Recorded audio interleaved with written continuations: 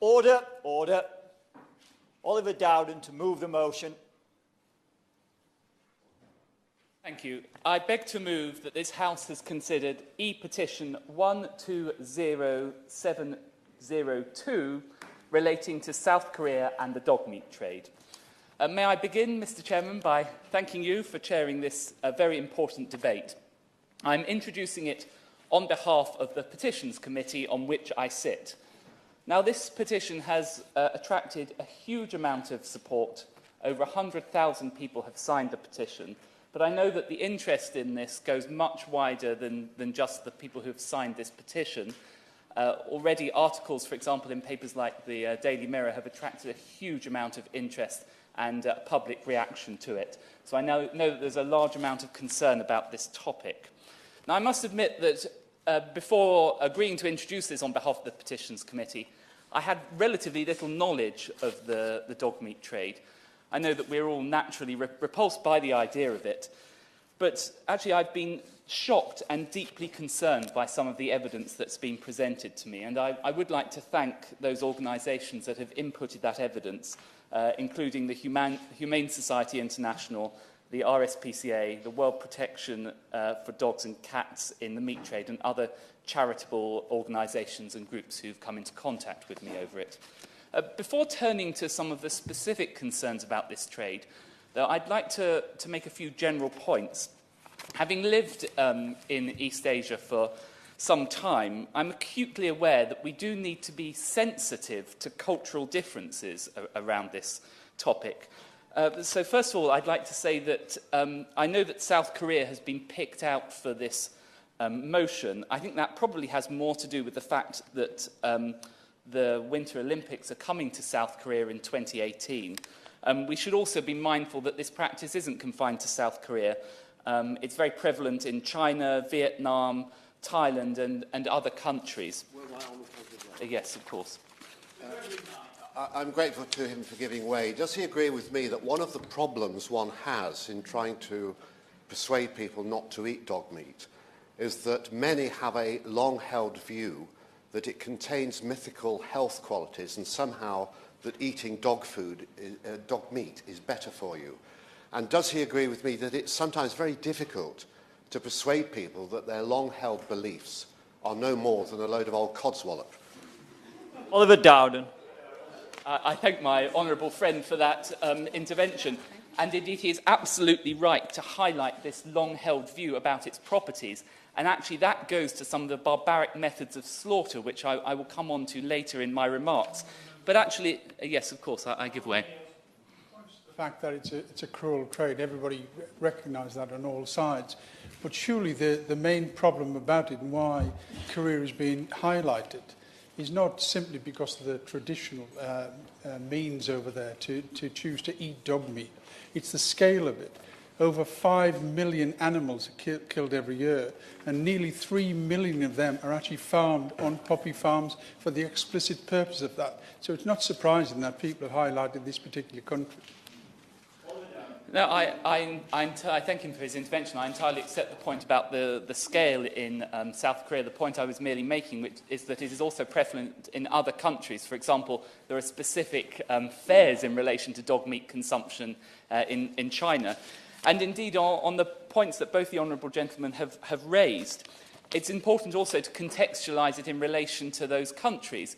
It's certainly the case that it is a more traditionally held belief that you should eat dog meat, and even in countries where it's very prevalent, for example, in South Korea, it's very much in the minority, and certainly most younger people you will not find eating dog meat. And equally, there are strong campaign groups within those countries who are opposed to it, and the governments of those countries have, to varying degrees, taken steps against it, though, of course, there is much more that should be done. I'm also very much aware that we shouldn't seek to impose our own cultural standards unquestioningly. I think anybody that is aware of some of the very intense forms of industrial meat production, for example, in relation to the pig industry, we should look to our own consciences about certainly some other European countries whose meat we consume. is produced in some pretty barbaric circumstances themselves. So I just wanted to give that overall context to it, but I think there are very specific points that concern me about the meat trade. Yes, I give way. The Blue Cross is based in my constituency, which stands up for the treatment of our four-legged friends, and I am thoroughly enjoyed their rather wet and soggy, waggy dog show on Saturday, their inaugural one. And of course, cultural issues are important. We must also recognise that this country does have a proud record in caring for our waggy-tailed friends, but we must try to speak to governments where they are mistreated. So there is a fine balance, but we do need to stand up on this issue. Oliver Dowden. I thank my right honourable friend for her intervention, and I completely agree with her. And indeed, it's worth saying that in relation to general animal welfare, I think this country can be very proud, not only in relation to domestic animals, but in relation to farmed animals. We've genuinely led the European Union, and we've led the world in improving standards. Yes, I will. For giving way. He will know that some time ago we had the scandal in the UK of the horse meat trade. And that is something, because the world is getting a smaller place. What we don't want to happen is that in some way this meat gets smuggled into the United Kingdom, gets into a food chain and causes difficulties for the commercial business. We need to make sure that doesn't happen. Oliver Dowden. I thank the honourable gentleman for his intervention on that point. I think he's absolutely right. I think there are two specific concerns about that.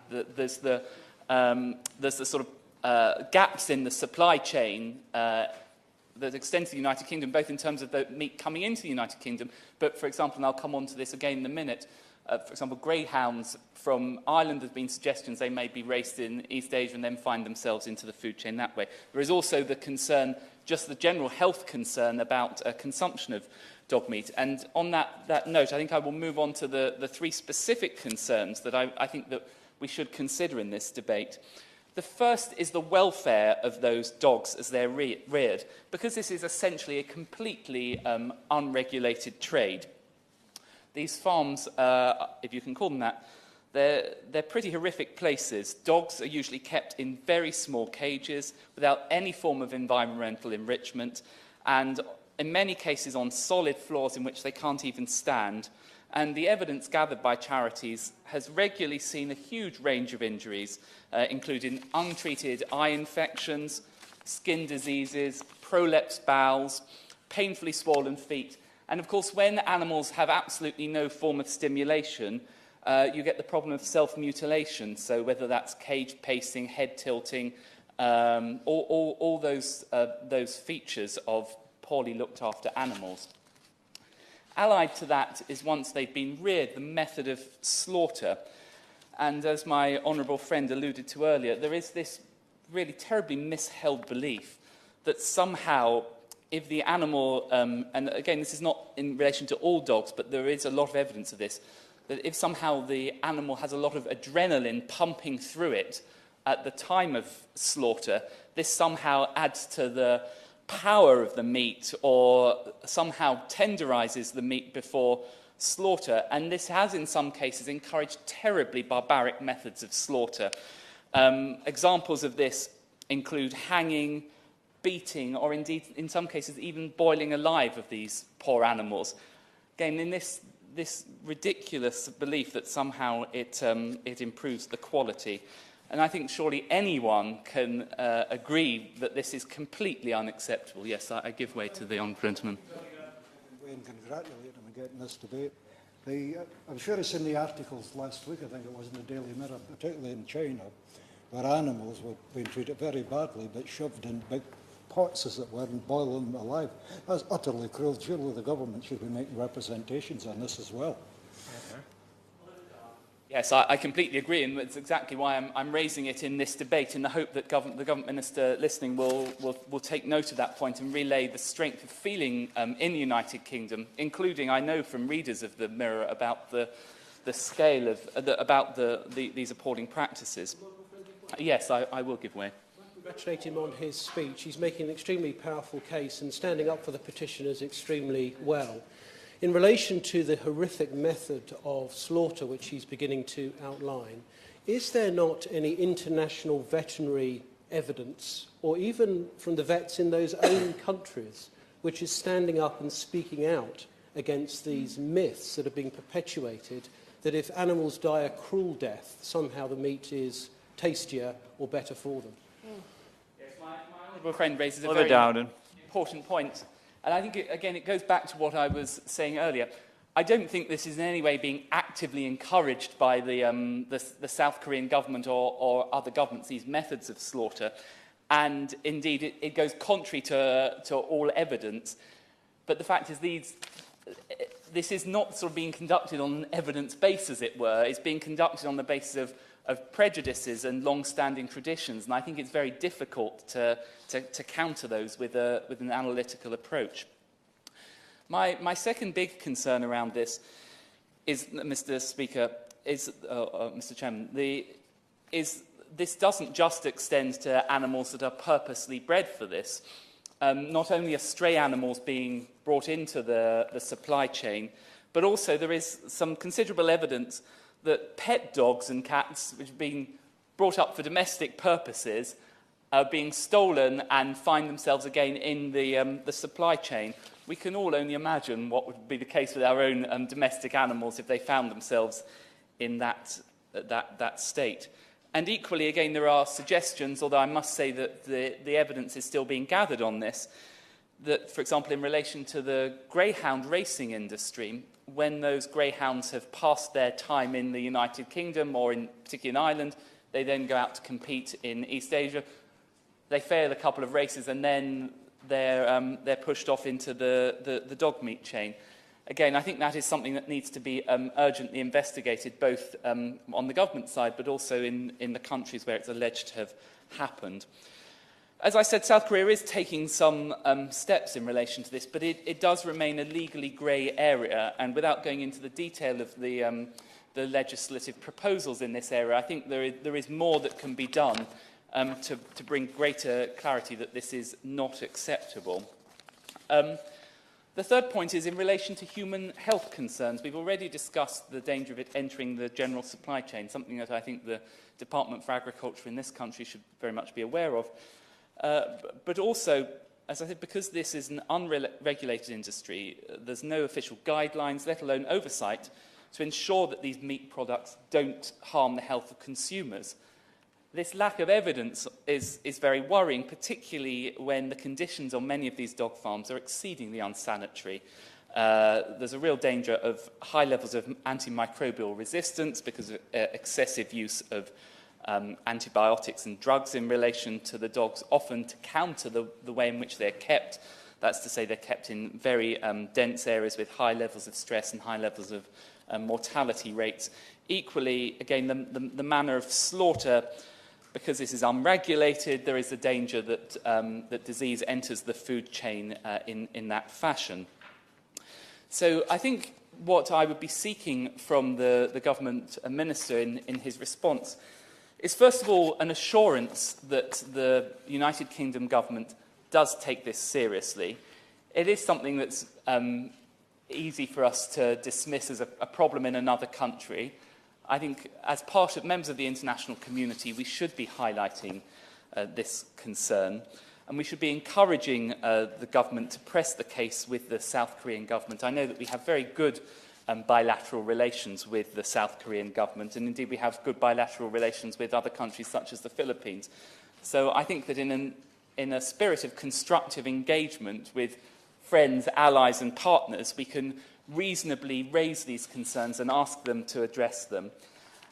Equally, that can be done both in the United Kingdom through our relationship with the South Korean and other countries' ambassadors, but also through the various international organisations of which we are members, including the European Union, but also through our partners in the US, the EU. I give way to my honourable friend.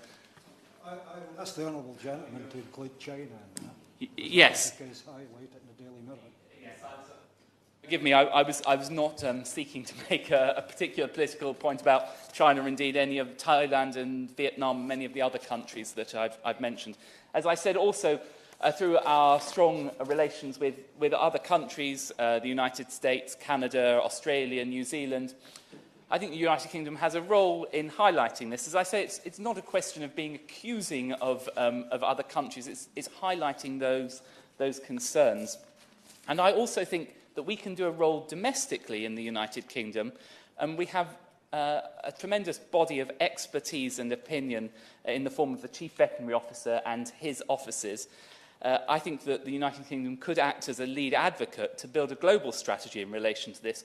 We can use our contacts, for example, in the World Health Organization and others to fully research, quantify and publicise both the concerns around the dog meat industry, for example, in relation to antimicrobial resistance, but also in relation to the point my honourable friend raised about dispelling some of the myths around the supposed virtues of this. Now, I'm very conscious that I give way to the honourable lady.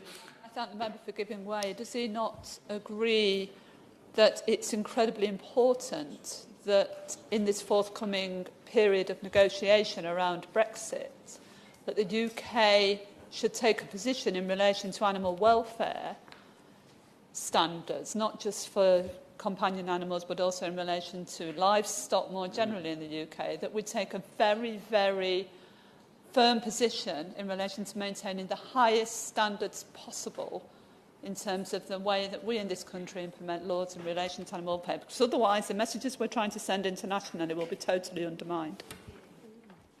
I completely agree with the points that the honourable lady raises. As she says, the United Kingdom is a leader in animal welfare standards, not just domestic animals, but farmed animals. I take a slightly less negative view on the opportunities of Brexit. Of course, there's a danger that in trade deals we go for the lowest common denominator. But there is equally the opportunity. For example, in the United Kingdom at the moment, we can't discriminate against very poor welfare standards that we see in some European countries. All we've managed to do is increase the base level a little. In fact, we will have the opportunity to impose higher welfare standards on all meat that's imported to this country. And I hope very much that the government would seize that opportunity as part of those Brexit negotiations. Now, as I said, I'm conscious, I give way to the honourable lady. Thank you very much indeed, Mr Nuttall. I'm very grateful to the honourable member for allowing me to intervene on him. May I just say that, in fact, I've received a large number of emails from constituents. People in Northern Ireland feel very passionate about their dogs, care very deeply about their dogs and other pets, and the standards of animal welfare in Northern Ireland are very high, generally very high. Given that this is a devolved matter for the Northern Ireland Executive and the Assembly, would the honourable member encourage the Minister in his response to liaise very closely with devolved administrations, including the Northern Ireland Executive, so this is a joint effort in light of the fact that Northern Ireland Invest has had trade delegations to South Korea since 2010. Oliver Dowden. I thank the honourable lady for her intervention. She makes a very important point. Firstly, she's absolutely right about the scale of interest in this. Certainly, I have received a very large number of pieces of correspondence in relation to it. It's clear that people are very worried about this. But secondly, she's absolutely right to say that as part of drawing on different relations that the Westminster government has, we should be building on those relationships with Scotland, Wales and Northern Ireland in order to further advance this case. As I said, I'm very conscious that there are many members who would like to make speeches in this debate. So I just conclude by urging the Minister to take note of the scale of public opinion in relation to this and to use the many and considerable offices that the United Kingdom has to continue to press this case and to press it in a spirit of friendship and cooperation, because I think in all these countries, most people even in those countries know that this is not an acceptable trade and share the abhorrence that we have at it. The question is that this House has considered E-petition 120702 relating to South Korea and the dog meat trade. Kerry McCarthy. Mr Nuttall, pleasure to see you in the chair as always, and I thank the honourable member for Hertsmere for introducing this debate. I'm also pleased to see the Foreign Office Minister and the Shadow Foreign Office Minister in their places. I was the Shadow Foreign Office Minister covering this part of the world for 4 years until about a year ago, and there's this ongoing frustration. I also had the human rights brief, and it is always so difficult to get people to listen to the arguments about human rights in our relationships with other countries, let alone get them to consider the animal welfare issues as well. And I was rather disappointed when I asked a question of the new Minister for the Secretary of State for International Trade last Thursday about the government's action plan for business and human rights that was launched with much fanfare 3 years ago. I said, well, where does this fit into the new Department for International Trade? If you're going out to other countries negotiating trade agreements, are you going to be aware of that desire of the former Foreign Secretary, William Hague, to meld those two issues together, the desire to do trade with companies, but also the desire to talk about human rights? And the answer I got was pretty much, that's a completely separate issue. It's something for the Foreign Office, nothing to do with us. So if you can't even persuade them that human rights ought to be on the agenda when we're negotiating trade agreements, the idea that animal welfare ought to be on there too, I think is, it's an argument we're going to have difficulty making. And I hope that the Foreign Office Minister takes that back to his colleagues and perhaps starts talking to the new ministers in the Department for International Trade about the importance of this and the strength of feeling about this.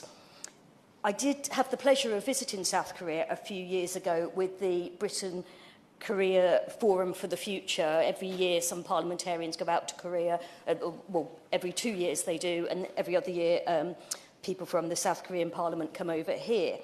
They are not only a major trading ally of the UK, they are also our friends, but that should not stop us from times at being a critical friend.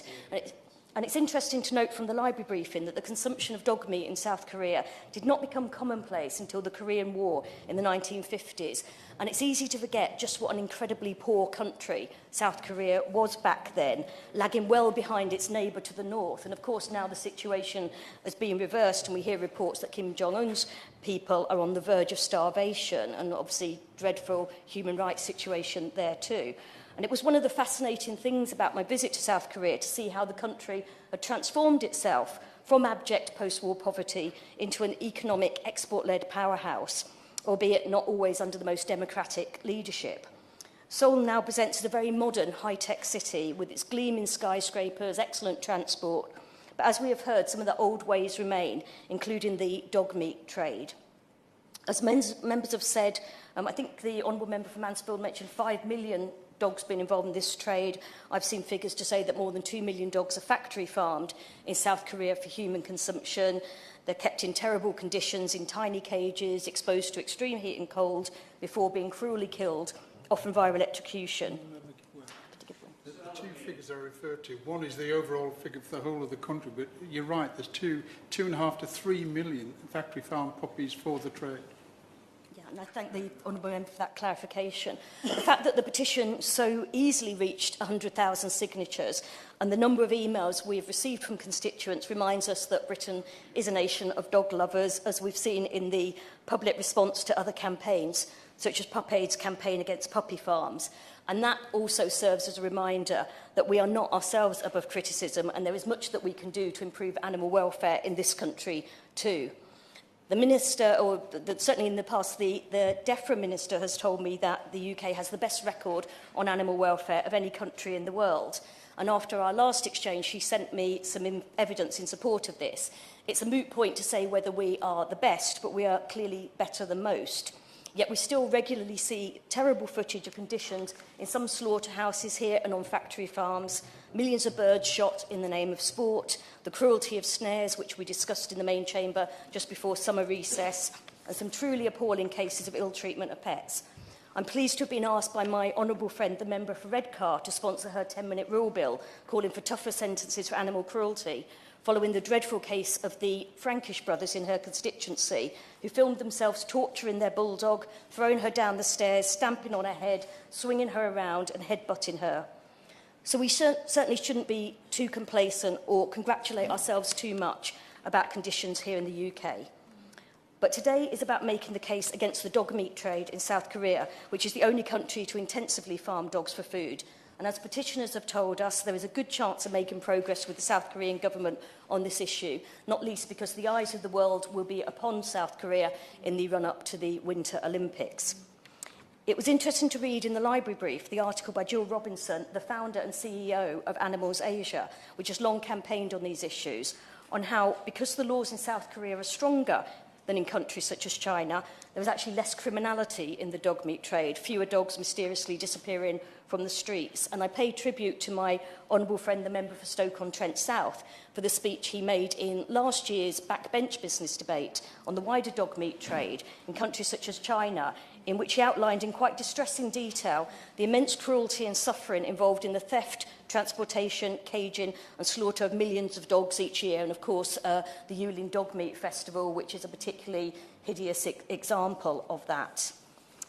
As I've said, Animals Asia have said there is less criminality in South Korea, but Jill Robinson, the CEO, argues that in fact this means there is more cruelty because there is no way to make dog farming profitable without cutting every corner imaginable. She says that Hong Kong, Taiwan, Singapore, Thailand and the Philippines have made dog meat eating illegal, largely because there is no humane way to breed dogs for meat.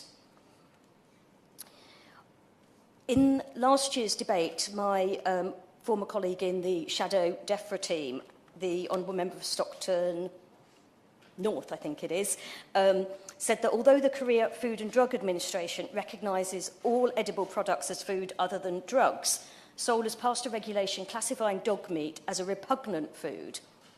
But as in other parts of the world, it hasn't been effective in curbing the demand for dog meat.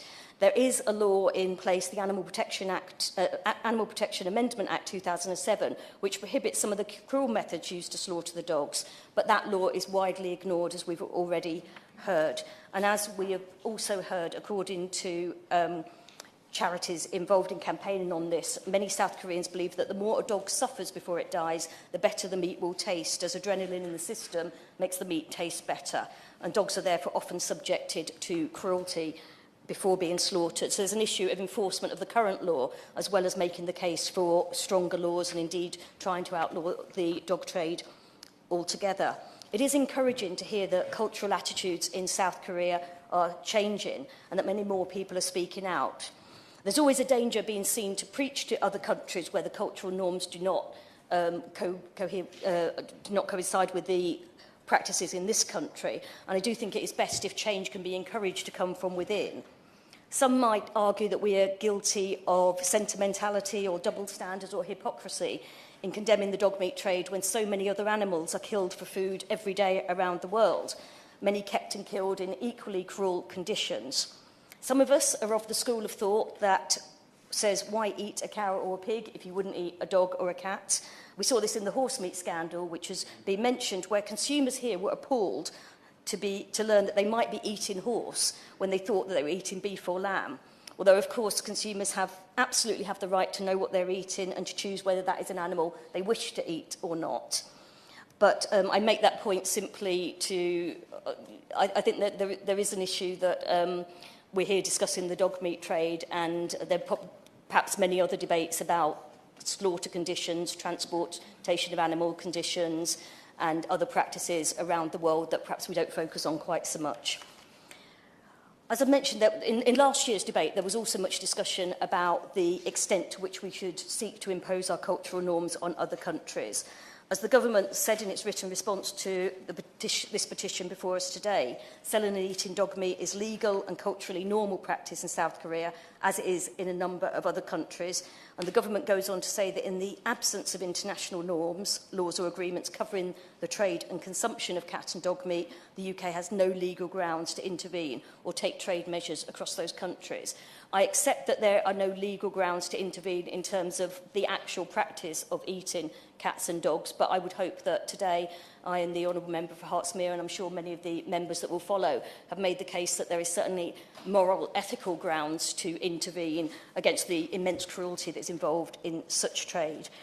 I would hope that the UK government, therefore, does not hide behind this reasoning that they originally gave in response to the petition as an excuse for inaction. We should be doing all we can to continue to raise this issue during our bilateral discussions and to support activists in South Korea who are seeking to outlaw this terrible trade. Margaret Ferrier. Thank you, Mr Nuttall, and it is an honour to serve under your chairmanship, and I would like to thank the members of the public those who created the petition and the 102,131 people who signed it. They are responsible for securing this very important debate today, and I'd like to thank the Honourable Member for Hertsmere for leading on the debate. Like many of the other members here today, I have received a great many emails from constituents asking me to attend this debate, and I didn't need to be asked twice.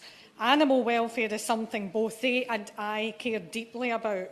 I have contributed to several other debates in this place regarding the treatment and well-being of dogs, but none were quite so difficult to prepare for as this one.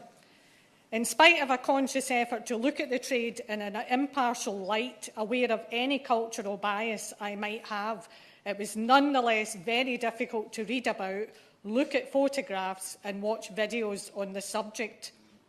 It is clear that dogs are being treated in an appalling way, something that most, if not all of us, would condemn in very strong terms.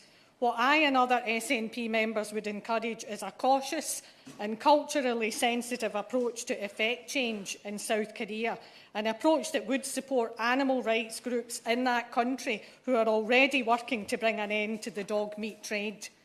The government in Scotland takes animal welfare issues incredibly seriously and continues to lead the way both in terms of protection and promotion of animal rights. Just last week, in fact, the Scottish Government was commended by the British Veterinary Association for the inclusion of the Wild Animals in Circuses Bill in its programme for government. My desire is that others will follow this example and similar action be taken in other parts of the UK and Northern Ireland. I would hope that the UK Government is truly committed to the protection of animal rights. However, recent attempts to reintroduce fox hunting have cast doubt upon that. Fortunately, due to the SNP's support for the continuation of the ban, the UK Government decided to drop the planned vote on the issue, and the SNP will continue to effectively fight for animal rights, both in Scotland and here in Westminster. Whilst I welcome the UK Government's response to the petition, I hope its apparent sincerity is backed by continued action. I welcome the fact that the British Embassy in Seoul has raised the issue of cruelty towards animals on numerous occasions with the South Korean authorities, and I hope that they continue to do so at each appropriate opportunity. In the run-up to the Winter Olympics in 2018, it's vital that this important issue is not allowed to be ignored and that the trade not simply be hidden from sight. In an attempt to avoid criticism, the South Korean government hid all the dog meat restaurants from the sight of international media during the 1988 Seoul Olympics. The dog meat industry in the Republic of Korea is still thriving today, almost 30 years later. It's important that 3 decades on, authorities are not simply allowed to adopt a policy of out of sight, out of mind. Reports that dogs are mistreated and abused in the dog meat trade are much too distressing to be ignored or concealed. Whilst we must exercise caution in our approach to the cultural practices of other countries, we have a duty to these voiceless animals to try and bring about change. Charities have highlighted some of the terrible conditions in which the 2 million dogs slaughtered for their meat each year are kept in. Animal welfare groups have attested that some traditional beliefs can encourage more torturous conditions for dogs, such as the thinking that high adrenaline levels will produce tender meat. Dogs are also often confined in small wire cages until their slaughter, usually by electrocution. It is claimed that they are often improperly transported in cramped conditions and without access to water. This cannot and must not be ignored. In addition to raising the issue with Korean authorities, I would ask that the UK Government also promote effective implementation of existing laws in South Korea and encourage public awareness of the often horrific conditions dogs are kept in for the meat trade. It is promising that the dog meat trade appears to be decreasing in popularity, something that the UK Government have acknowledged in the response to the petition.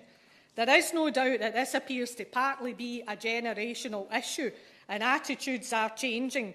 Younger South Koreans appear to be moving away from dog meat, which is encouraging.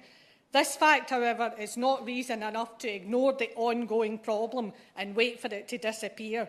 If this is to be a generational shift with not much else done, then members could very well be debating this very same issue in this place in another 30 years' time. I don't want to be one of these people doing that. Thank you. Jim Shannon. Thank you, Mr Nuttall. It's a pleasure to speak on this issue. I can also congratulate the Honourable Gentleman for Hertsmere for bringing it forward and for setting the scene so very, very well. I probably will, not probably, I will, in my contribution, focus very much upon South Korea, and I believe the responsibility that South Korea has to respond to, maybe not directly this debate, but certainly to take on view or take on board the views of many of us here in this chamber. This issue, as other members have said, has flooded my inbox. And therefore it was important to come along and make a contribution to this debate this afternoon and represent all of those who have taken the time to email me, to write to me and to phone me on this issue, which is a very emotive issue. The Olympics, South Korea will, as the Honourable Gentleman said, host the Olympics in 2018. And with that being the case, I believe, Mr Nuttall, that we need to ensure that this debate will be heard by those in South Korea. And it's not a matter of hiding what they do, it's a matter of stopping what they do. And I think that's what we're aiming to achieve. When we look at the Olympics, and just as an example, in the last few days, Mr Nuttall, we've been simply thrilled at the results of the Olympic team GB, and in particular those in the Paralympics team, and our own young Bethany Firth, who took a gold in swimming in the local swimming pool, not just 5 minutes in her training sessions from where my office is. The Olympics and the buzz that surround the build-up and the events themselves are great for national pride, and to take pleasure in seeing our teams do well on a world stage. This is what it's all about, and to have this tainted by concerns regarding the host nation can never be a good thing. So we have to focus upon the Olympics, the Winter Olympics of 2018, and where they're going to be. And that nation, I believe, Mr Nuttall, has to respond as well. In my history classes, I can remember the shock of seeing Nazi Germany hosting the 36th Olympics as a forum for their propaganda and political games, and you were horrified and you hoped that the world had learned a lesson. Politics and sport must not mix, but whilst we have never repeated the mistakes of that Olympics, I have to say that a few times I've been concerned. I raised concerns in this House, Mr Nuttall, in previous debates regarding the Beijing Olympics and the human rights concerns that many of us have in this House in relation that perhaps there was a forum for dialogue, and I'll do the same thing this afternoon, only on a different issue. I do not do so asking us to wield an influence that we do not have, because we can't specifically make South Korea stop doing what they're doing. But we can merely use this debate as an opportunity to highlight issues that we can perhaps play a small part in bringing about change in. And one of these issues is the reason that we're here this afternoon. The petition of some 102,000 signatures, many from Northern Ireland, was submitted. I know a number of those are from my own constituency of Strangford, who expressed horror that an estimated 2 to 3 million dogs suffer indescribably in South Korea, the only country to officially farm dogs for their meat each and every year. Although the dog meat trade exists across Asia, South Korea is the only country in which that trade is sustained via intensive dog breeding farms, both large and small, as opposed to stolen or otherwise captured dogs in China and in Vietnam and Laos and elsewhere. Many of us, and some of my own colleagues, right honourable member for North Belfast and the honourable member for East Belfast, have spoken very clearly out on these two issues, and I commend them for that, because they've been to the forefront back home in making sure that this issue is highlighted. It is estimated that some 2.5 to 3 million dogs were slaughtered for human consumption in South Korea in 2014, bred and raised specifically on more than 17,000 farms in South Korea, ranging in size from a backyard operation with 20 dogs or so to large industrialised farms with thousands of dogs located throughout the peninsula of South Korea. I'm told by the Humane Society International that dog meat is sold in markets and restaurants, as an Ulster Scot saying this word, bus and tang, a peppery soup that is believed by some to be invigorating, as the honourable gentleman referred to earlier on, or as a tonic in traditional health shops.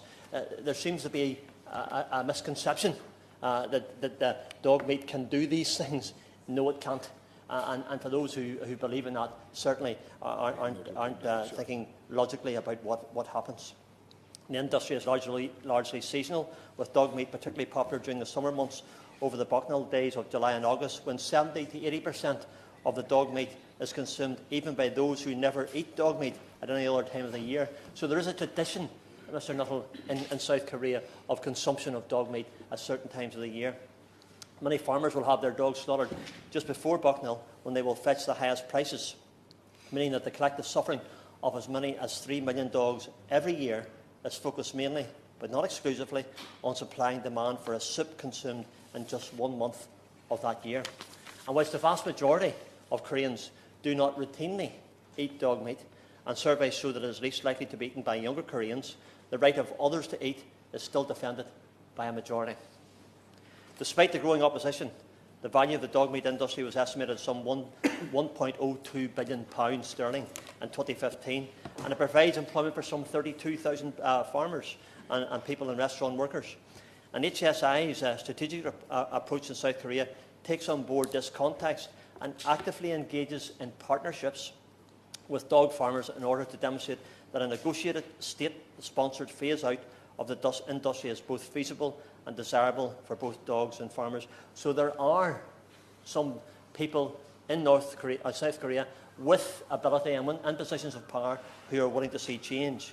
So there's a feeling that more politicians are opening to discussing the cruelty in animals aspect. And over the last year, a growing number of South Korean politicians are now reflecting increasing public concern within their own country, but from those outside as well. I see the Minister nodding his head now, and I think that will probably become apparent in the Minister's response as well, and committing to efforts to provide better protection for animals, including dogs. So some of the work that this government and that others in the Western world are doing to address this issue is, I believe, Mr Riddle, starting to have some effect. And with that some effect, then perhaps we can look forward to the final stop dogs as food.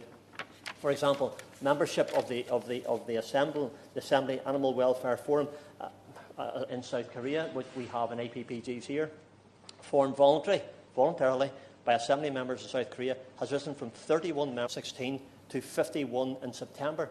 Just in the short period that we've had, almost the time that this debate's been thought about and brought to this House for consideration. 1/6 of the total Assembly member. Evidence, I believe, Mr Nuttall, of change of heart amongst some of those in South Korea. Certainly those in the Assembly, those in political positions, and I believe that's where it starts, to lead the people. And many times we have to do that. We have to lead the people in some of the things that we do.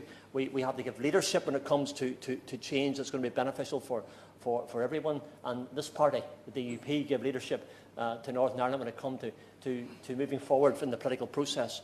And by that leadership given, the people obviously were prepared to accept that as well. This softening to change should be capitalised on, and see how we can help to support those South Koreans who feel this practice must change. Let's work with those who want change in South Korea, and let's make it happen. I conclude with this, Mr Nuttall. It is out of our power to demand anything, but I believe the sensitivity and the cautious way that government has approached this is a way that can by offering assistance and positively reinforcing how this change will help others view what is a beautiful country, but has so much to offer. And we can use all opportunities to encourage our allies to offer the same support to those who believe change is possible. We can make change, Mr Nuttall. We can do that using the methods that we've done so far. I believe if we continue to do that, I look forward to the Shadow Minister's response, and in particular to the Minister, because I believe that maybe he will indicate some of the changes that are taking place. If your mind is open to change, Mr Nuttall, then change can happen. And what we want to try and do is make sure that the minds of those in South Korea are open to change. And let's constructively, effectively and positively make that change. Martin Doherty-Hughes.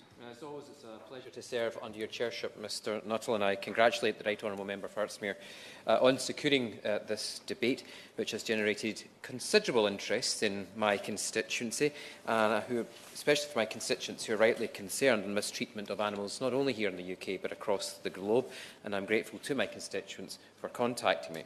And that's why I'm pleased to speak in today's debate, as this is an issue not only of interest to many people of my community, but it's also one close to my heart, being the buddy and best pal to two whippets. The Honourable Member for Hertsmere mentioned greyhounds earlier in their contribution, and along with greyhounds, whippets and lurchers do find themselves most likely in the food chain in later life, given that they will be involved in careers such as official racing, dog racing, and also unofficial, as well as coursing, and once at the end of their careers are then seen as surplus to requirements. Like most people across the UK and indeed across the Chamber, the idea of any harm or cruelty coming to my dogs and animals in general fills me with dismay. However, it would be naive of us to think that animal cruelty does not take place, and we must acknowledge that there are people out there who seek pleasure from inflicting pain on defenceless animals. And sadly, it's a story of animal mistreatment. These are widespread across the news outlets and in most cases highlighted by charities and also volunteers, especially those based in places like South Korea and in other nations across the world, and bringing the attention to the wider public, something that they are very successful doing and must be thanked and congratulated for. I welcome the action taken by the UK Government and also the Scottish Government in terms of combating animal cruelty within these borders, which sadly needs to be constantly acted upon. But I do believe that we are winning this particular battle through educating the population on the complete unacceptability and illegality of animal cruelty. Like so many issues, animal cruelty and mistreatment crosses national borders, sometimes quite literally, with the transportation of animals who are travelling under terrible conditions between countries, which brings me on to the dog meat trade, specifically for this debate in South Korea. To most people, especially here in the UK, the idea of dog meat being eaten by humans goes against the grain, as dogs are very much part of family life and have been for millennia.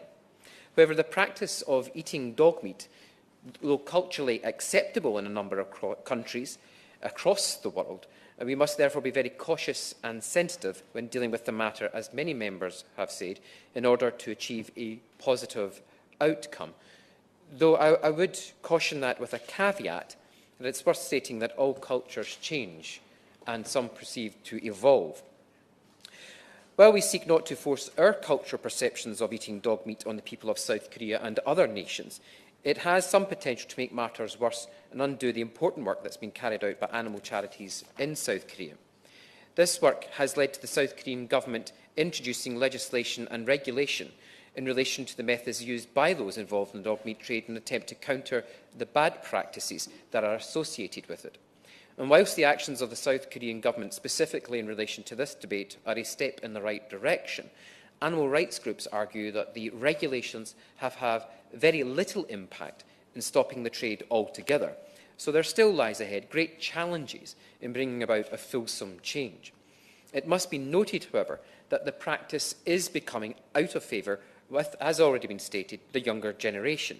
And it's also been stated by the Honourable Member to my right about it not really coming back into prevalence after the Korean War. So clearly a link between conflict and poverty and the need to eat meat. And while it's where the UK Government has an important and vital role to play, critically through the extension of the education of those in the arguments for human health and animal welfare, are those that are best ways to get communities and societies to change. It's only by working together with governments, people and animal rights charities in South Korea that any change can be brought about. We cannot and we must not force them to follow our path, but we can certainly offer them our full support and encouragement. The dog meat trade is an extremely important animal welfare issue, and I am proud that the Scottish National Party, as well as our government in Edinburgh, are committed to supporting charities working with international counterparts to promote and protect animal rights globally. I'm sure that the UK Government will take this issue seriously, and as highlighted by the Honourable Member for North Down, in working with all devolved governments in promoting animal welfare with our global partners? Thank you very much, Mr Nuttall. And given that we're within the first hour of the debate, I think it's appropriate to say thank you for calling me so early in this session. I've enjoyed every contribution that has been made, and particularly by the Honourable Member for Hertsmere, in doing a difficult task, I believe, in presenting not only his views, but in doing justice to the petition, something you haven't written, but something that I believe it is appropriate that we consider here this afternoon. And because I don't disagree with the word that has been said by any of the contributors thus far, Mr Nuttall, I want to try and build on the contributions that have been made about the soft power that we as a country and that the Foreign and Commonwealth Office should be using, in, if not coercing, then certainly concentrating the minds of those who can make a change in South Korea to what we all accept is a horrendous situation. The library briefing, and it was great to get it, it's incredibly detailed, I think paints the difficulties that we face quite starkly. This is a $2 billion a year industry within South Korea. It's not just a few restaurants that need to be hidden from public view when people visit for the Winter Olympics in 2 years' time. There are 20,000 of them in South Korea. There are 9,000 health food stores selling the tonics that my honourable member from Strangford referred to. So this is a massive part of the local economy in South Korea. And I would be keen to hear from the Minister when he responds. Are there discussions that have been had, or are there discussions that could be had with his colleagues in agriculture or in biz to show an alternative income stream for farmers who clearly recognise how lucrative the dog meat trade is in their country? Encourage them, whether it's diplomatically or economically, to shift their focus and recognise that there is a better way to provide for their people, because contrary to popular belief, the dog meat that is available for sale in South Korea is not cheap. It is not cheap.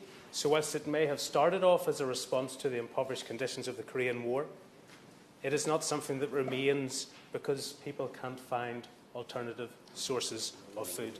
It's a choice. It's a lucrative choice. And if we have a response to make this afternoon, then I think it should be to focus how we as a country can't just cajole, but encourage whatever it is that motivates those involved in the dog meat trade, encourage them to change their tack, change their focus, and recognise that they should be injecting a better form of welfare in the meat industry of which they're involved.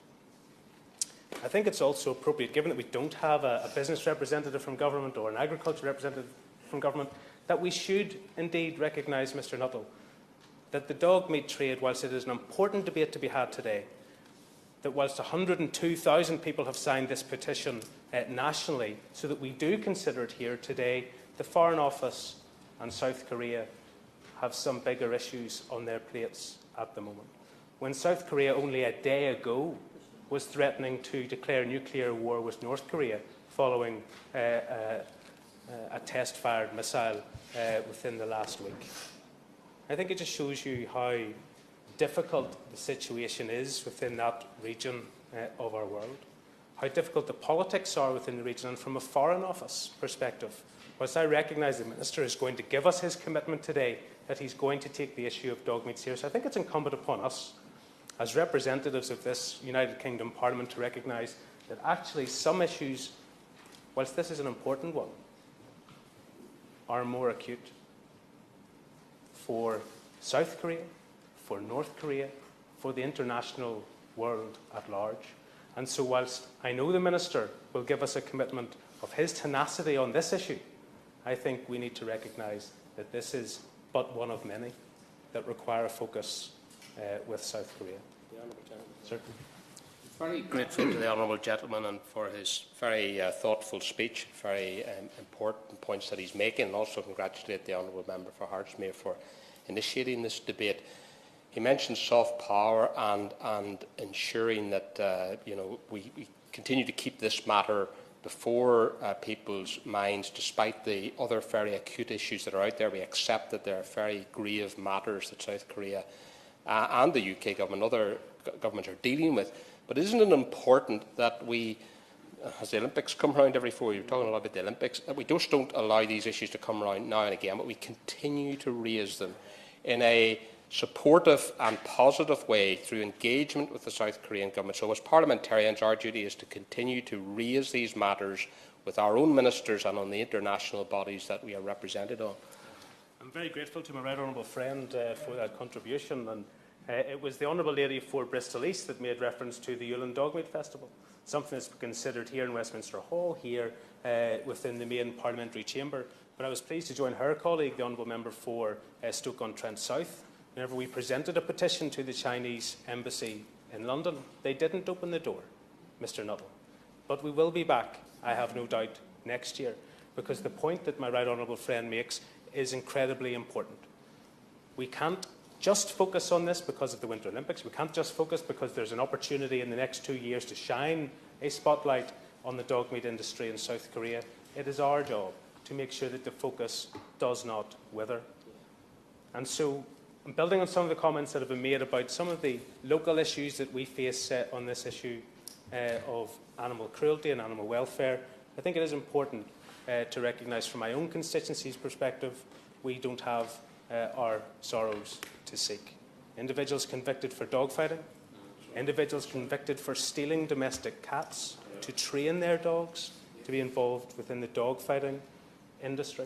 I received an email today, and I'm going to have to look at it in more detail, but a suggestion that permission has been given for a beagle farm in Hull for 2,000 dogs to be bred per year for the pharmaceutical and for the cosmetic industries. I don't know enough about it. I'm not sure if I'm in a place to consider criticising it or not at this stage, because I recognise the necessity. But I think it is incumbent upon us all to recognise that it isn't just out with this country that there are welfare issues. Particular point, what is particularly disappointing is, as I understand it, the local council opposed the setting up of the Beagle Farm for toxicity tests on dogs.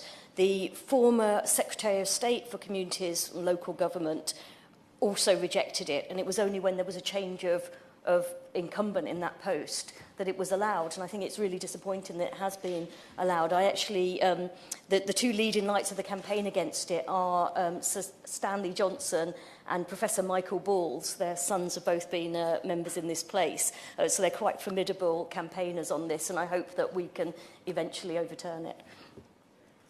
Mr Nuttall, I'm grateful for that additional information, although I'm sure if I proceed with it, you'll remind me it's ancillary to the debate at hand. But just the broader point that welfare, animal welfare, and those issues that really do not only motivate us, but create a real passionate response from our constituents, and have encouraged over 100,000 to sign this petition, that we can't lose sight of those easy wins or those important goals that we should be seeking to secure at home as well as abroad. But with that, Mr Nuttall, I'm very grateful for the opportunity to contribute, and I do look forward to the front bench responses. Thank you. Order. We'll now move to the winding up speeches. I call Dr. Paul Monaghan. Thank you, Mr Chairman. I'd like to begin by congratulating the Honourable Member for Hertsmere for leading this debate so effectively, and to other members indeed for contributing also in a very positive and intelligent manner. E-petition 120700 has attracted over 100,000 signatures, many from Scotland, which I think reflects widespread concern across the nations of the UK in regard to animal welfare generally and the welfare of dogs in particular.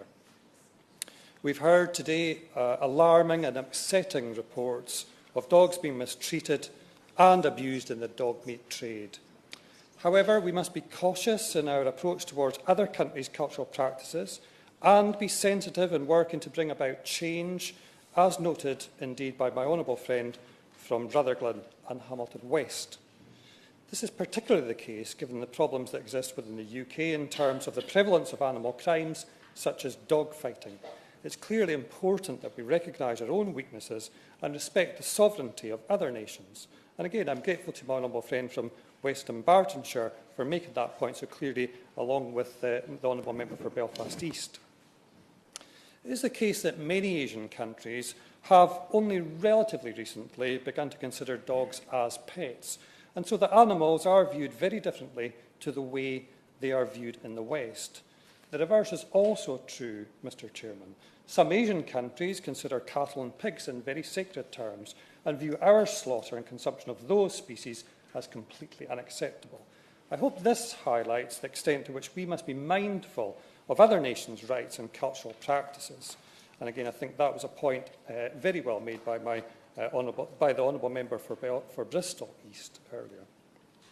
The SNP government in Scotland takes the welfare of animals very seriously and has led the way in protecting and promoting animal rights. I would wish that approach to be sustained. In that context, my colleagues and I in the Scottish National Party strongly condemn the abuse and inhumane treatment of all animals, including dogs, within the dog meat trade. We encourage a cautious and culturally sensitive approach to bringing about change that supports animal rights groups in South Korea and indeed in other countries. Some progress is being made in this regard, with a growing political movement in South Korea championing animal rights. We should encourage that movement. And I think we are all agreed on that point. E-petition 120702, relating specifically to South Korea and the dog meat trade, seeks to urge the South Korean government to end the unsympathetic and often brutal treatment of dogs. We know that in South Korea, an estimated 5 million dogs are slaughtered every year for their meat, and we understand that during the 1988 Seoul Olympics, the South Korean government attempted to hide dog meat restaurants from the international media to avoid criticism. That act implies, of course, both an awareness of the dog meat industry in South Korea and, perhaps more importantly, an understanding on the part of South Korea of how that trade is perceived by the outside world. 30 years later, many of us here today are concerned about the International Olympics Committee and the fact that it has authorised South Korea to hold the 2018 Winter Olympics, given that the abuse of dogs remains the same, if perhaps not worse. And that, indeed, was suggested by the Honourable Member for Strangford. On behalf of the Scottish National Party, I would ask the UK Government to speak against the IOC's judgment and ask the South Korean Government to respond to the dog meat issues identified here today, with a view to making the abuse of dogs in this trade illegal. I alluded earlier to the fact that South Korea is not alone in allowing the breeding and slaughter of dogs for human consumption. The World Dog Alliance, as we've heard, has produced an important analysis of this lucrative trade across Asia. Sadly, the trade is common across Asia, with countries such as China, the Philippines and Vietnam, in addition to South Korea, considering it culturally acceptable to varying degrees to eat dog meat. Many will be surprised to learn that dog meat, however, is also consumed in Switzerland, Mexico, the Arctic and the Antarctic, despite most Western cultures considering the slaughter of dogs for meat unacceptable. What is perhaps important here is the condition in which dogs are often kept prior to being slaughtered for human consumption. Some argue that dogs are often tortured before being killed because of a belief that it causes their meat to be tender. There are also concerns that most so-called meat dogs are stolen companion dogs and strays which are kept in terrible conditions, being transported from country to country. These are distressing accounts that reflect practices inconsistent with the Korea Food and Drug Administration's regulations that classify dog meat as a repugnant food. I'm pleased also that South Korea's Animal Protection Amendment Act of 2007 expressly prohibits some of the cruel methods used by people in the dog meat trade to handle and slaughter dogs. However, animal rights groups have found that these regulations have had little impact to date on the trade in dog meat. Perhaps more promisingly, animal rights groups have pointed out that the consumption of dog meat is going out of favour with younger generations, and again, this should be encouraged. Given that there are no international laws prohibiting the consumption of dog meat, the challenge for the UK Government is not therefore one of intervening or implementing trade measures against countries where the consumption of dog meat is regarded as culturally acceptable. The challenge is one of diplomacy, and for the UK Government to instruct ambassadors and Foreign Office officials to raise the issues highlighted here today with the governments of China, the Philippines, Vietnam, Switzerland, Mexico, South Korea and, of course, others. Indeed.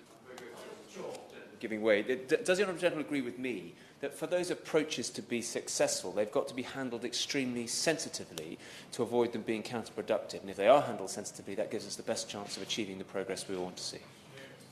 I absolutely agree with the Honourable Member. Clearly, if we're going to have an impact and an influence on other nations that are trading in dog meat and are allowing the consumption of dog meat, we have to do that very, very sensitively in ways that are culturally sensitive and also reflective of our own practices here in the UK. Indeed, yes. Thank the Honourable Member for giving way. Would he agree with me that, despite the apparent desperation of the UK Government regarding potential trade ramifications of Brexit, that should be no rationale for failing to put pressure on countries who engage in animal welfare cruelty issues such as South Korea in terms of the dog meat trade? I absolutely agree with my honourable friend. I think there is nothing to allow Brexit and our attempt to influence the practices of other nations to occur in parallel.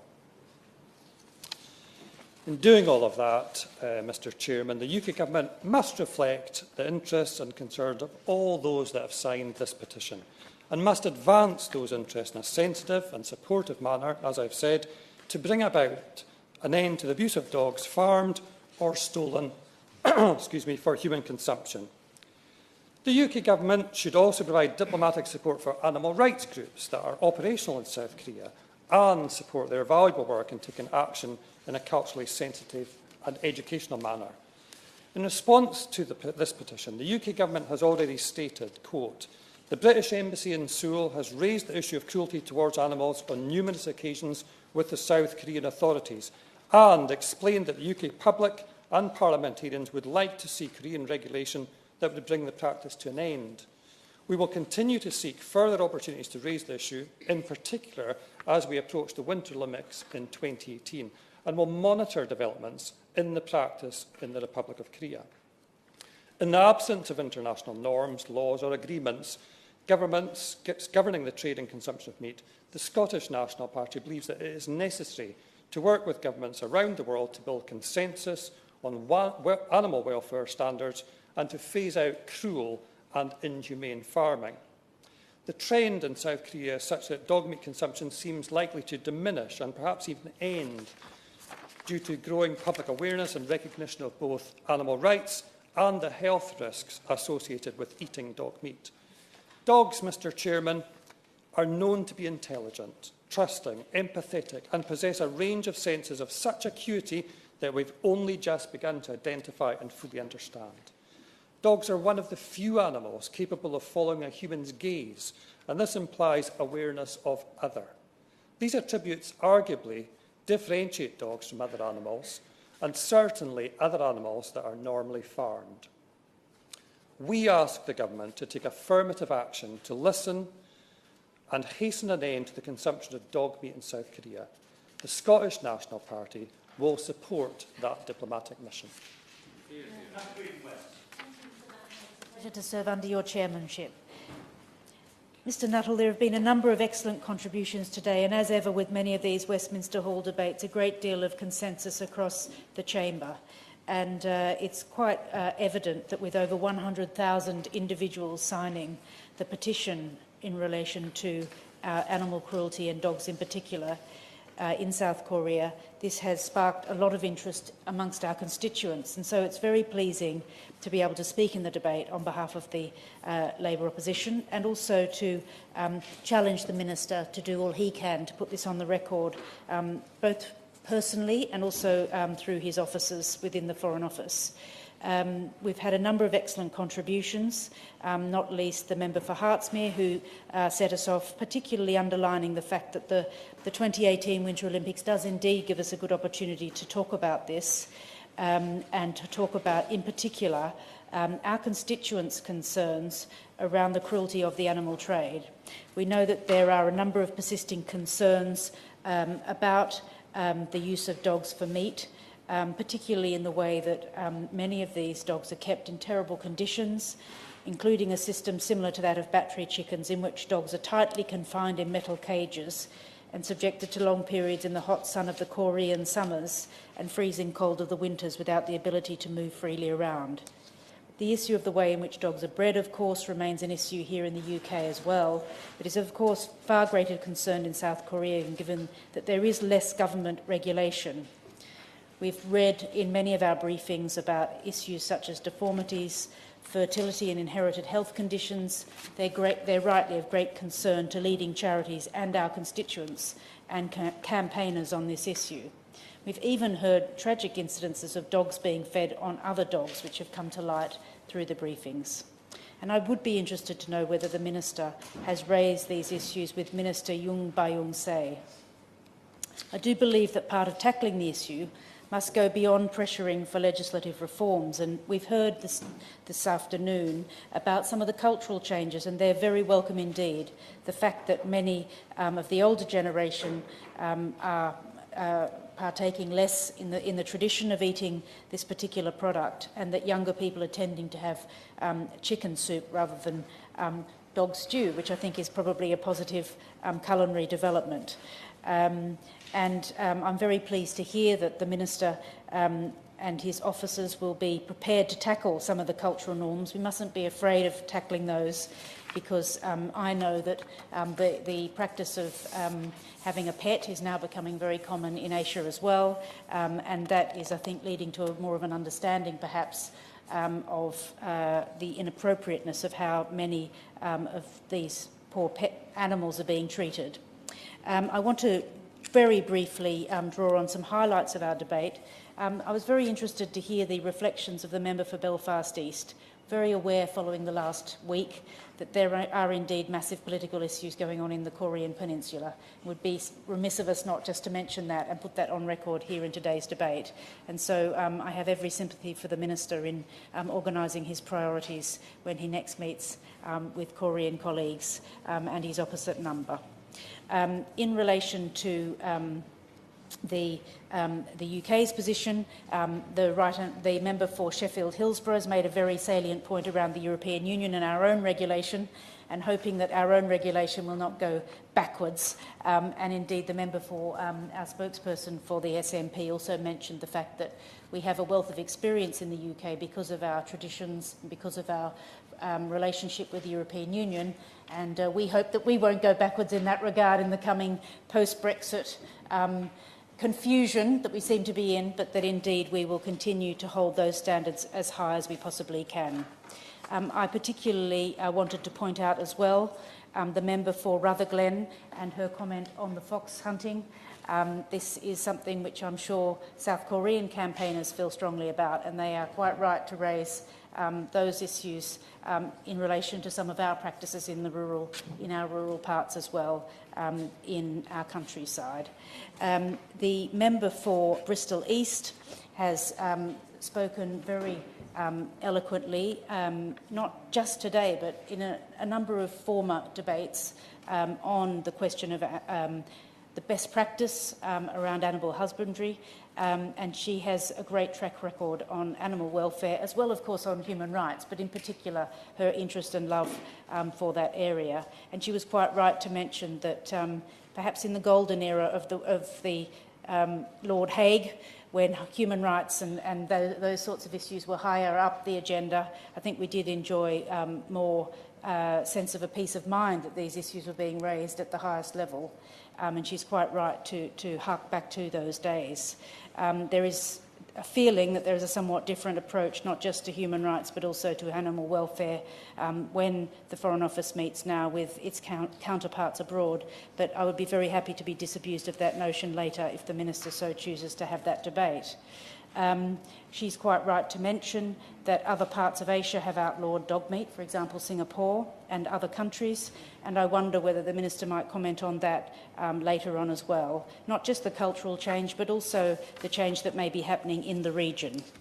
I also wanted to mention the Honourable Member for Mansfield, who made a very good point in relation to making a stand and making sure that we represent, as members of Parliament and indeed back to our own government, what we would like to be on the list of priorities on the agenda when the Minister meets with his counterpart in South Korea.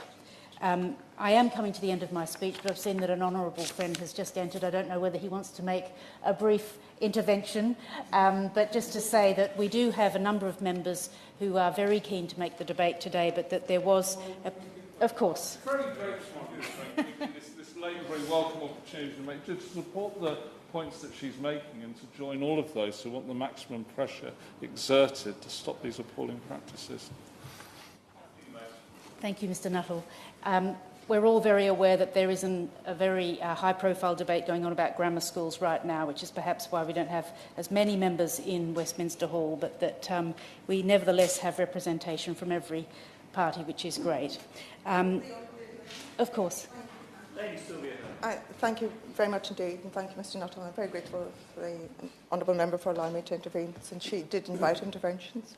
The Honourable Lady will have known that, in fact, a number of members referred to the atrocious trade in greyhounds being exported and cruelly eaten and consumed in South Korea.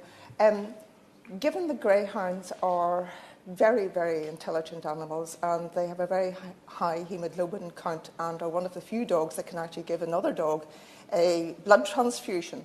I wonder if the Honourable Lady would take this opportunity of saying something about what her party, as a united party on this particular issue, might be doing to make sure that greyhounds are not exported through Europe or elsewhere and find themselves being consumed, which is a grisly, grisly business in South Korea. Nothing less.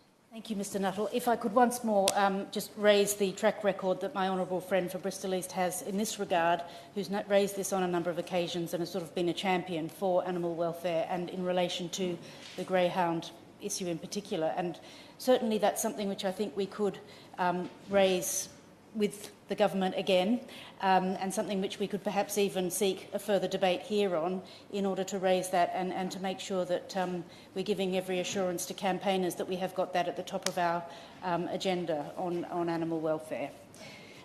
Finally, just to put on record the questions that go beyond the specifics of dog meat. We've come a long way in the UK in improving the practices in place to ensure our meat industry has, as much as we can, a sense of health and safety, welfare requirements, systems in place for oversight and scrutiny. And I wonder if, depending on the detail which the Minister gets into with his colleagues in South Korea, whether we couldn't do some best practice exchanges on this particular question, because I know that research and development is one of the areas where our universities and our veterinary schools have some excellence, and I wonder whether there's not some exchanges that he could give us some assurance on in the area of research and development. I would like to thank the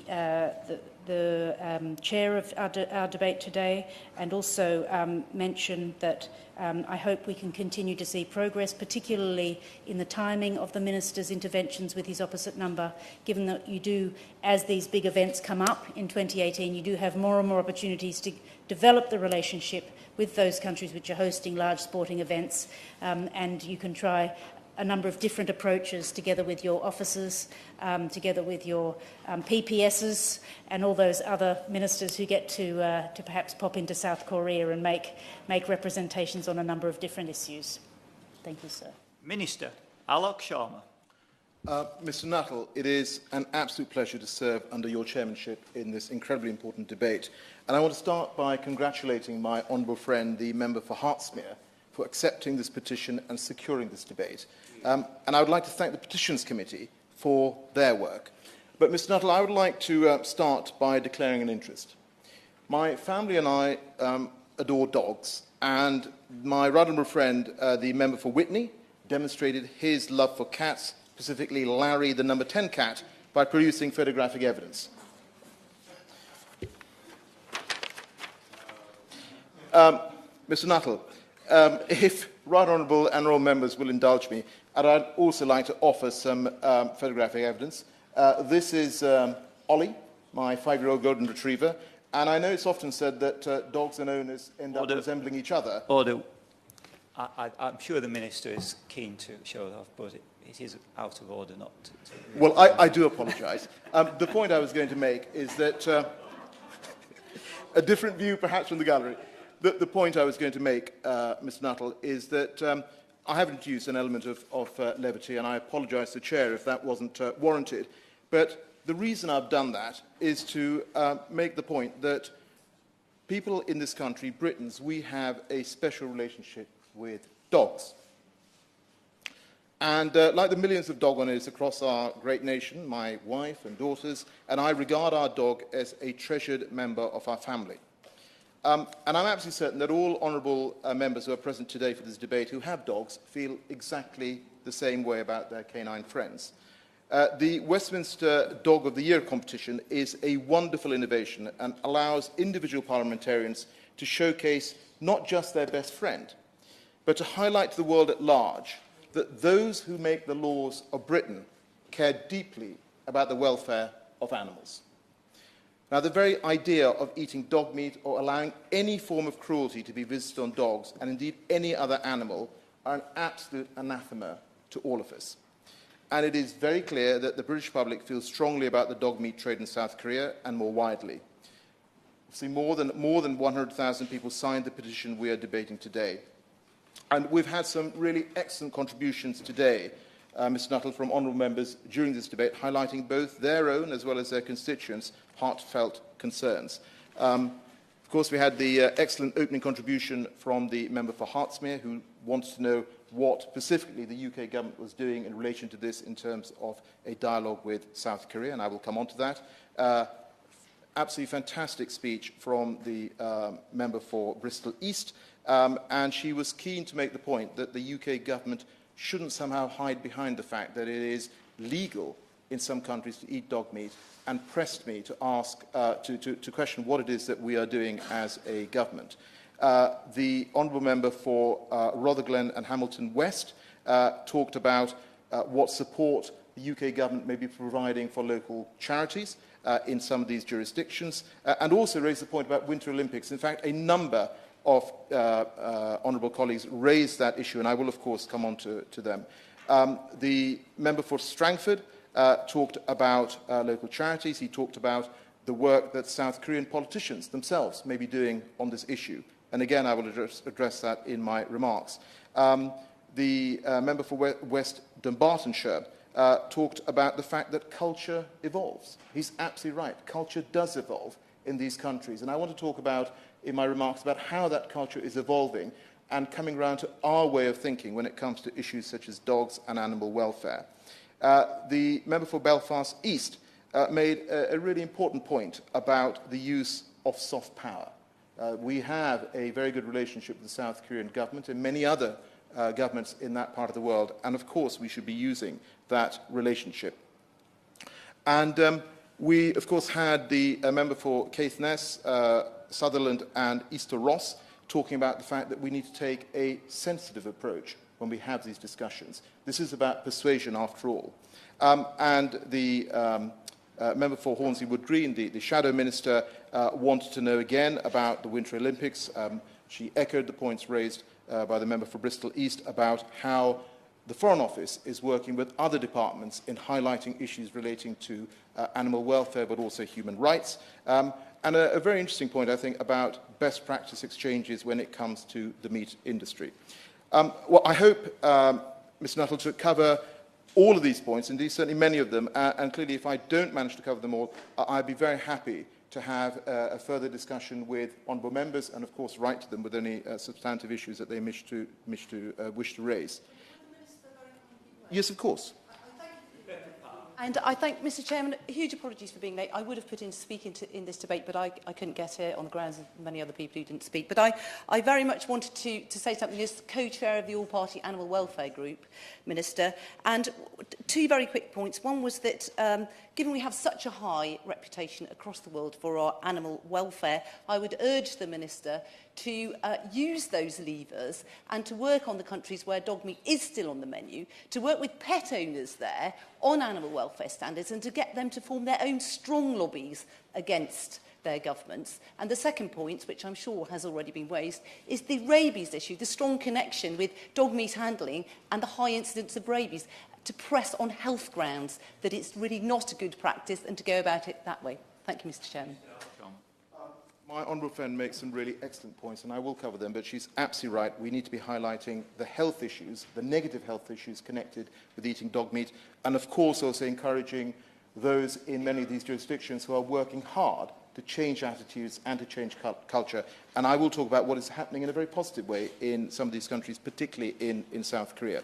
So, Mr. Nuttall, given the discussion we've had, I'd like to raise three particular aspects. The first, of course, is the cultural aspect, which my honourable friend raised and many others raised, about the whole issue around consumption of dog meat. The second is the issue around welfare and the conditions in which dogs, which are then subsequently killed for their meat, are reared.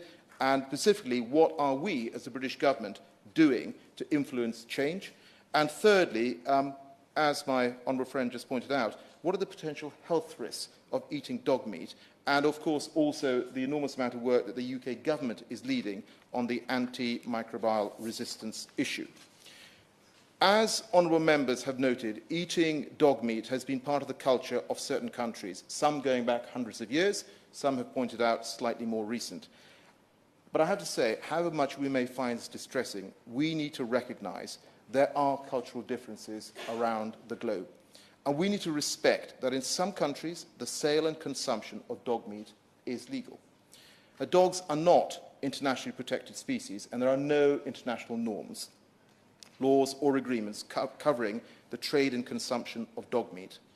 As a government, we do aim to influence changes in attitude and behaviour, and no one would be happier than me, Mr. Nuttall, if the consumption of dog meat ended tomorrow.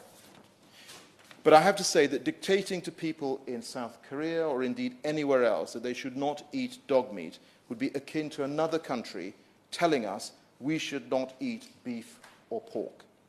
What we need to do is to win the hearts and minds of people as a way of effective changes in attitude to dog meat consumption. And I will outline in my remarks the specific support the British government is providing in this respect.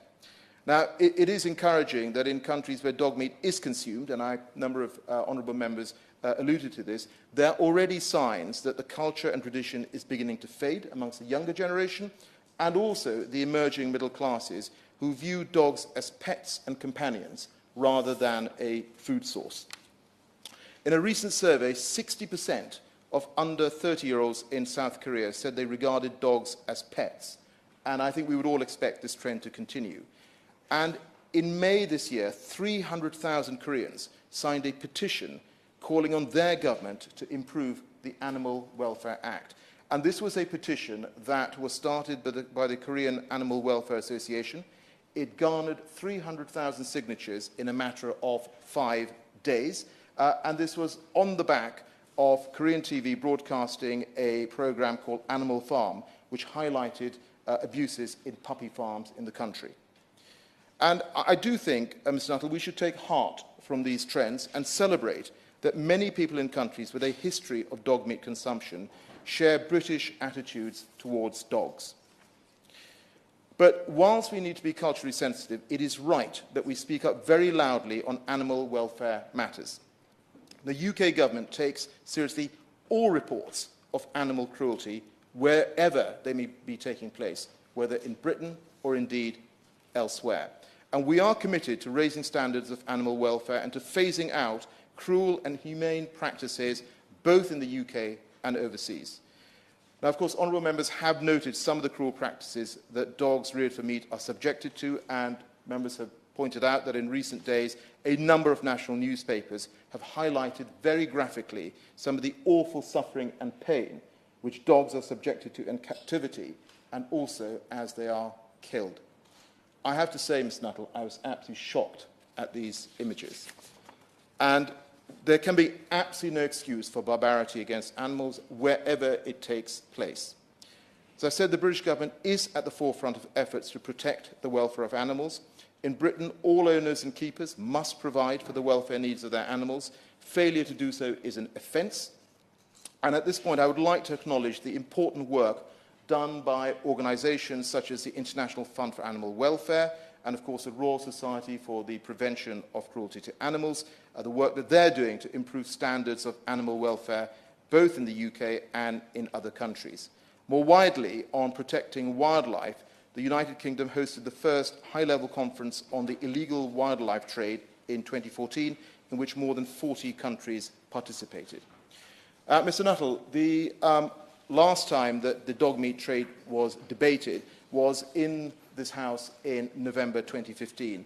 And in that debate, the former Parliamentary Under-Secretary of State for Foreign and Commonwealth Affairs, my honourable friend, the member for Rochford and Southend East, gave an account of the work that we are doing in the Asia-Pacific region.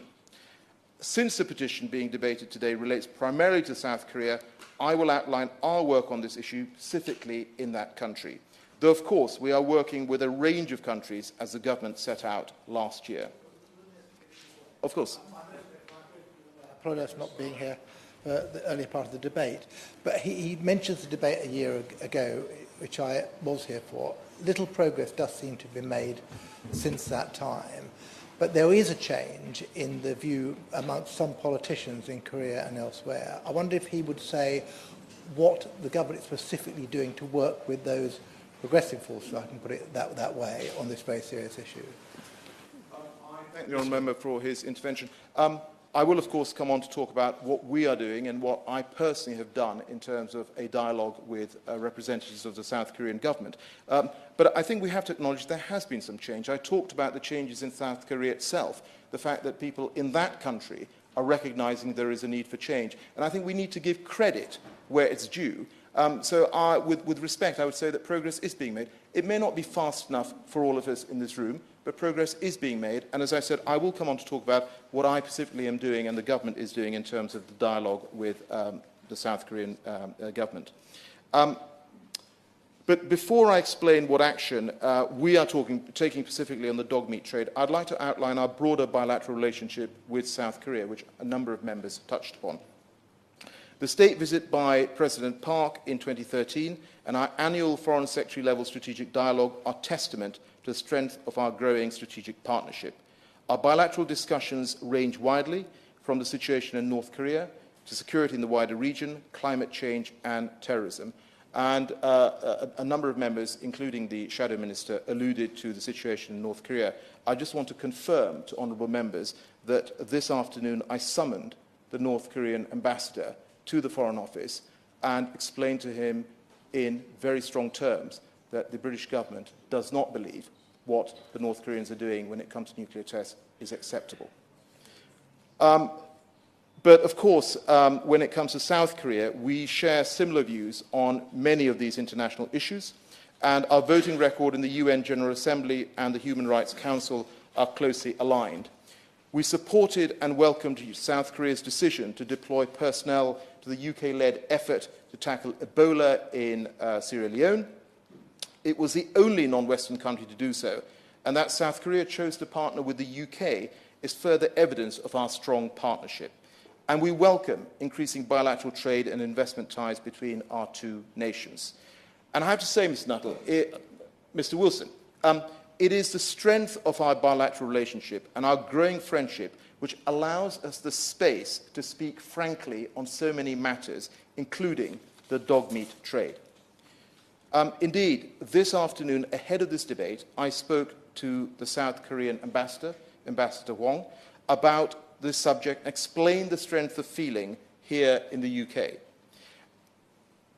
His view, and he expressed it, was that the South Korean government is trying to address this issue through raising awareness around pet ownership and educating the Korean public about animal welfare issues. And as he pointed out to me, the number of restaurants serving dog meat is going down, the number of pet owners is going up in South Korea. In the contribution I made, I referred to the fact that since May until September, in 5 months, we've had 51 members of the Assembly in South Korea who have signed themselves to a similar E-petition against the sale and consumption of dog meat. Has the British government at any stage had the opportunity to speak to that organisation and that group of assembly members in South Korea? If not, could I encourage the Minister and the British government to do so? Minister. I thank the Honourable Member for his intervention. We, of course, talked to a range of organisations, but specifically I'm very happy, as subsequent to this debate, to have a discussion with him. But certainly we do. We know there is an opportunity and a need to engage, not just with the government, but also charitable organisations as well. Yes, of course. Thank the Minister for giving way. And given the great success of Westminster Dog of the Year only last week, and that the Minister has spoken in such terms regarding this competition, I wonder if he could have a diplomatic word with his counterpart regarding the great success. Surely it would be a small but significant step in changing attitudes and minds should their government also host such an event on an annual basis. Well, the Honourable Member raises a very intriguing point, and I'm sure that there will be many people listening with great interest to this debate, indeed representatives of the South Korean government, and they will have heard the very good suggestion that she has made.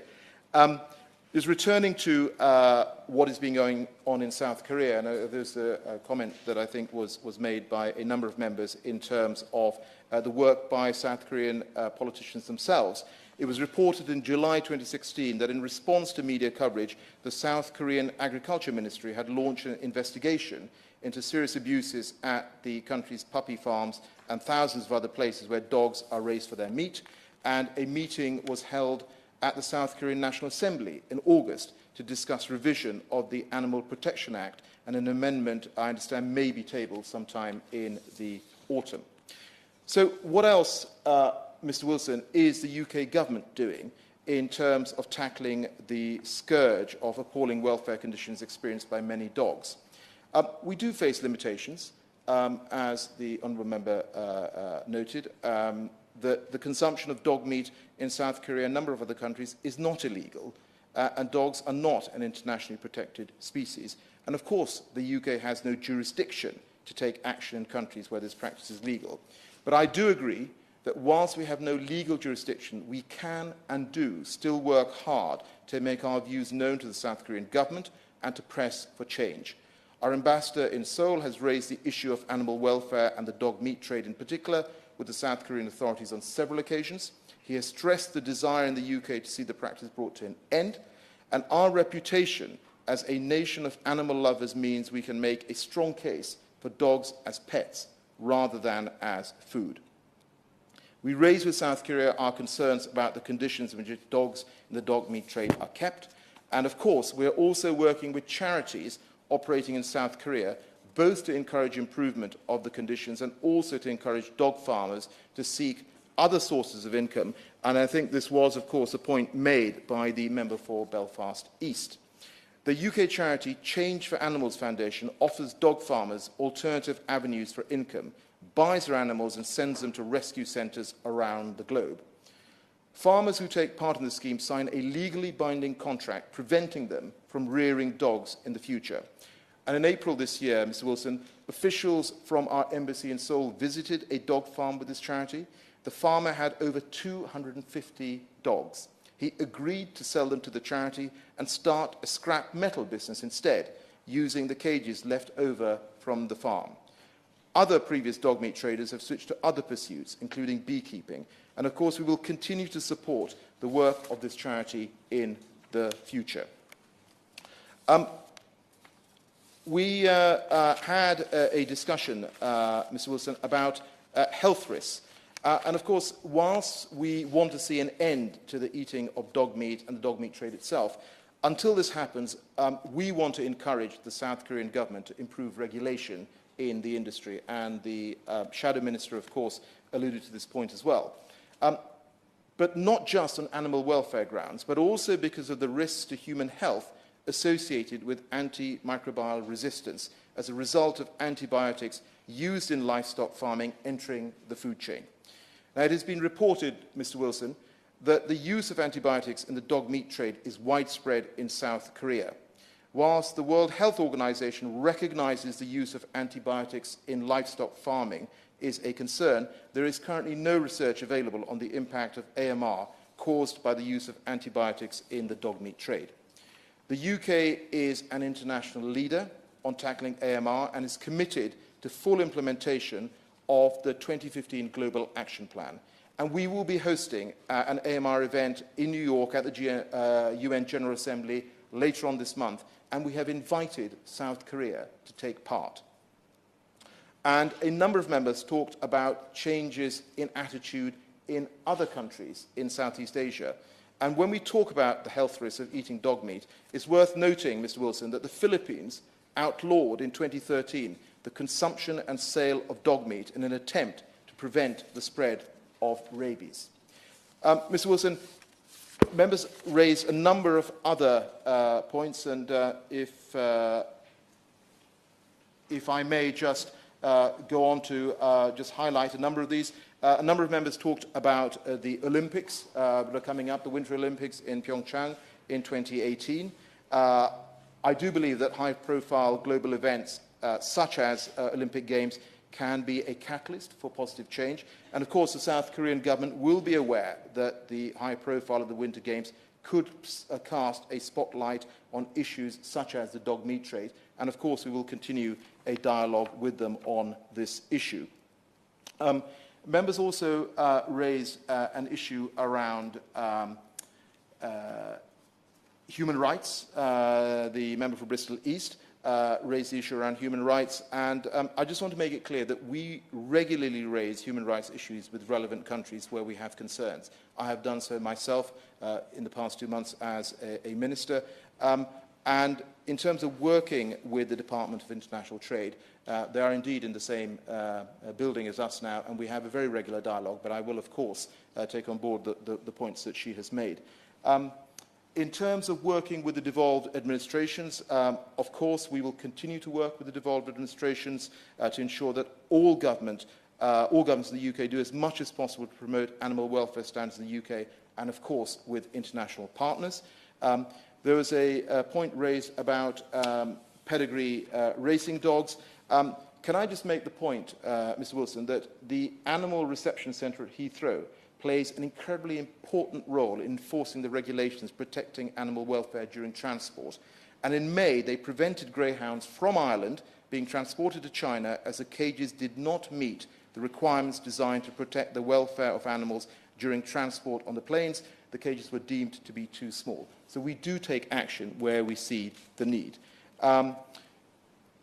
There's a question raised by the member for Upper Bann about what checks there are in terms of meat that comes into the UK, whether there is any contamination in the food chain, and of course, based on what's happened in the past, that is a perfectly relevant question to have raised. But I think it's worth saying that any meat that is imported into the UK or indeed the EU has to be accompanied by a health certificate that attests to that it has met certain requirements.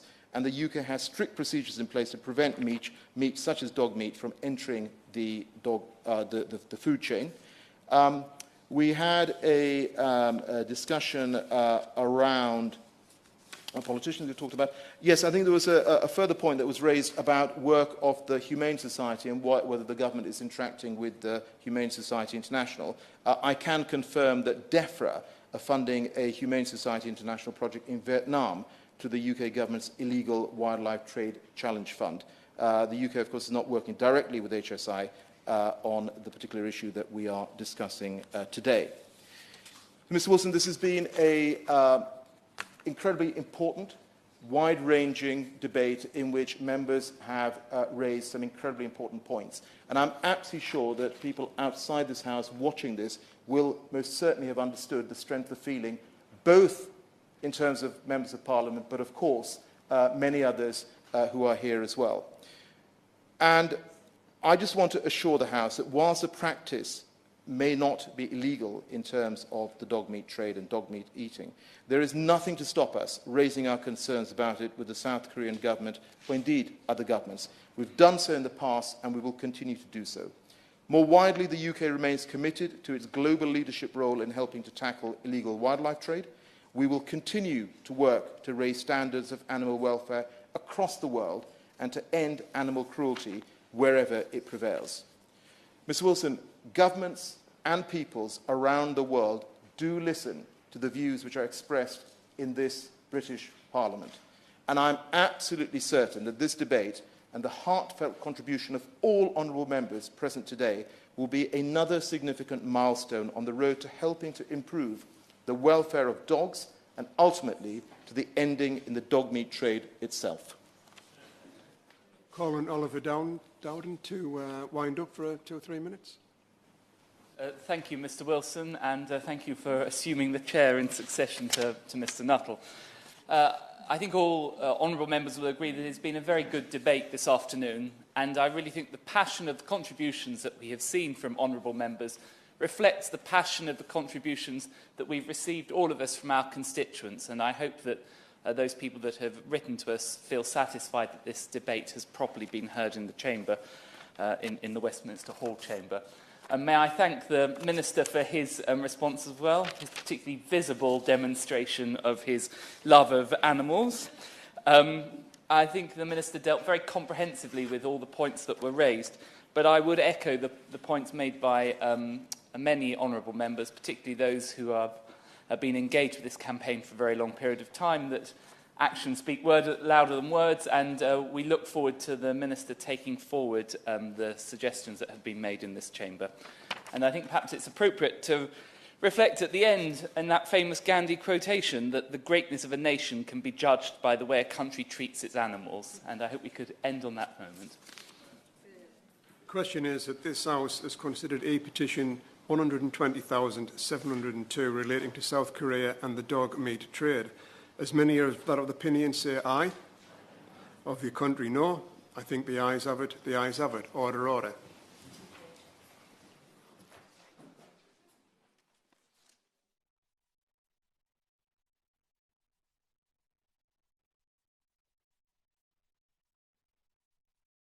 The proceeding has ended.